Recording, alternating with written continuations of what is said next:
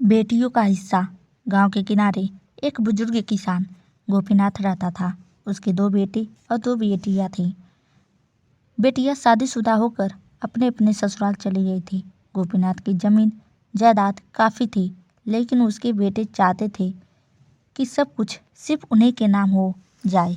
एक दिन गोपीनाथ बहुत बीमार पड़ गया। वो जानता था कि अब उसका समय निकट है।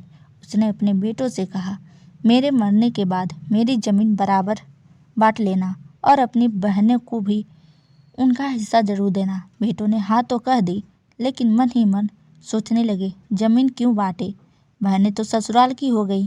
गोपीनाथ की मौत के बाद बेटों ने सारी ज़मीन अपने नाम लिखवा ली।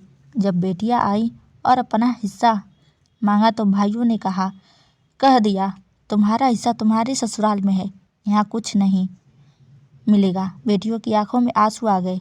भैया, हमें लालच नहीं है, लेकिन पिताजी ने कहा था कि हमें भी हिस्सा दो, ताकि हमें लगे कि इस घर में हमारी भी जगह है।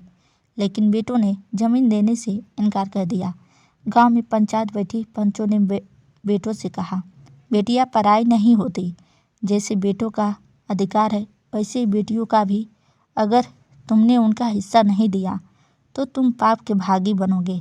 पंचायत के दबाव और गांव की बदनामी से डरकर बेटों ने अनिच्छा से बहनों को उनका हिस्सा दे दिया। बहनों ने आंसू पोंछते हुए कहा, हमने तो बस अपना हक मांगा था, ताकि पिताजी की आखिरी इच्छा पूरी हो सके। अब ये ज़मीन हमारे लिए सिर्फ मिट्टी नहीं, पिता का आशीर्वाद है। सीख, बेटियां घर की इज्जत होती हैं। माता पिता की